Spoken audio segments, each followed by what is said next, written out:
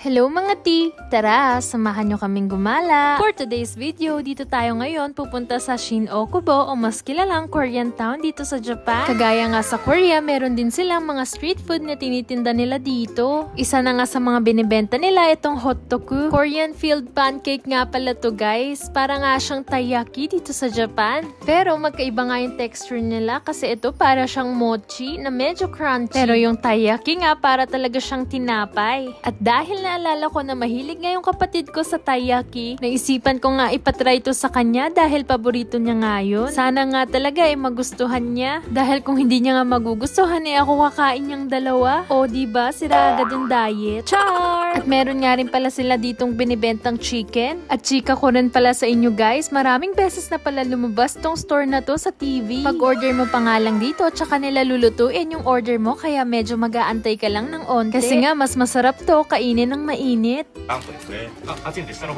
Sinabi nga dito ni kuya na mainit kaya sa baba mo hawakan. At sabi niya nga din baka mapaso yung dila namin dahil sobrang init nito. Kaya nga mag-ingat daw kami. Kita nyo nga sa video kung paano ako kumain. Sobrang nag-iingat nga ako dyan at ayoko kasing mapaso. Kahit nga gutom na ako, inihipan ko talaga siya. Ang order nga pala ni Miyuki is red bean paste. Yung akin naman, honey. For me nga, pinaka the best na flavor dito is yung honey. At share ko lang, wala nga rin para silang kainan sa loob dito, kaya para ka lang nasa Pilipinas, nakakain ka lang talaga sa may street. Ito nga sa Japan, kapag nagtatabe aruki ka o yung naglalakad habang kumakain is bad manner na yon. Kaya ayan, tumabi na muna nga kami dito sa may gilid para kumain. At dahil nakakain na kami, ayan, may power na kami para gumala. If mahilig ka nga sa mga K-pop, tapos may trip nga kayo dito sa Japan, I highly recommend na pumunta rin kayo dito sa may Shin-Okubo dahil maaaliw ka talaga dito sa sobrang daming K-pop merch na binebenta nila. Ayan, nakita ko pa yung crush ko.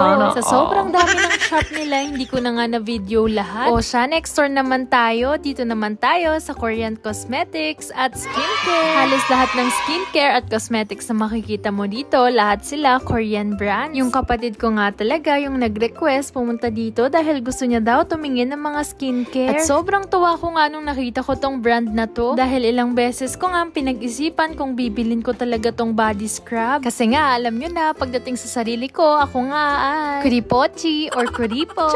Kaya nga nung nakita kong sale, binili ko na. Maya-maya nga lumapit tong kapatid ko, may dalang lip tint. Gusto niya daw ng lip tint. Tabay, dalaga na talaga. At ayan, nabudol na nga ako ng kapatid ko. Pagkatapos nga niyaya niya ako dito na mag-picture daw kami. Naalala ko nga na meron palang Korean photo booth dito, yung parang uso sa atin. Sa tuwing aalis o gagala nga kami, palagi talaga kami nagpipicture dalawa. Para nga may remembrance. Dahil sobrang bilis nga ng panahon, parang dati laruan lang yung pinapabili niya. Ngayon makeup na. Dahil medyo mahaba nga yung pila sa photo booth, hindi na nga kami nakakain ng dinner. At sabi niya sa akin, gusto niya daw itry yung chicken dito. Kaya umorder kami dito ng takanjo. Sobrang bihira nga lang ng kapatid ko mag-try ng mga pagkain dahil pihikan talaga yan. At syempre, kailangan ko yung i-taste test.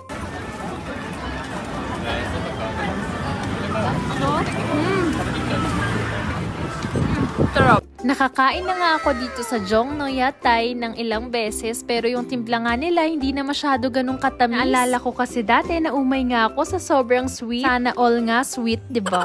Mukhang hindi nga nasasarapan dyan si Miyuki kasi nga sinasabi niya sa akin ba't nauna pa daw ako tumikim? Sabi ko vlogger yung ate mo. Char!